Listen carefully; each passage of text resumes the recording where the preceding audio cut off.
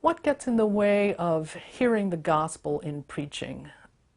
I think a couple of things can. I think simply the desire to focus on getting people to do things. I remember hearing a story once, and this is on John 4, hearing a sermon once on John 4, the healing of the official's son. And, you know, that's a story in which a man comes and says, heal my son, and then Jesus sends him on his way, simply saying, go, your son will live. Now, to me, to preach the gospel in that story would be to preach about Jesus who gives life, or Jesus whose word can affect what he promises. The sermon I heard was on the difference between being pushy and persistent. And that while we aren't pushy, we are persistent in getting what we want. Where did Jesus go? Where did the power of Jesus' word go? That kind of shifting the focus to something that's, you know, hardly even in the text, I suppose, but is all about my behavior, it gets me looking inward as opposed to looking Godward, gets in the way of connecting to God's story.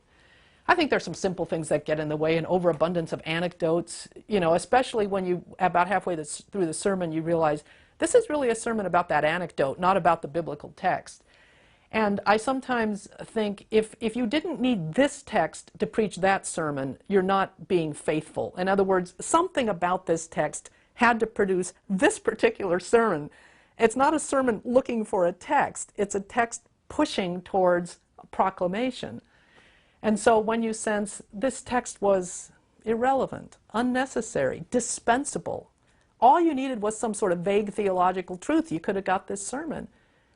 Then why preach the Bible? Why not preach Mark Twain, you know, or C.S. Lewis, or whatever you want to preach that day? So that can get in the way. I think sometimes beginning preachers make the mistake of putting everything they've ever learned into a sermon, so that they're so overwhelmed by what there is to say that it can be really hard simply to be simple. I don't mean simplistic, but I mean simple. And I think that's very difficult in preaching. What's the one thing you want to say to the congregation that morning? When we teach or discuss, we can throw out all kinds of ideas. But I don't think preaching works that way, and I think that's what makes it so difficult, because the preacher has not only to study the text hard, but has to sit quietly with it and with God and try to hear what is it I am supposed to be saying to these people. And I think it's a great act of courage and faith to step into the pulpit and say, dear Lord, let these words be the words you want to speak. And that's not an easy assignment.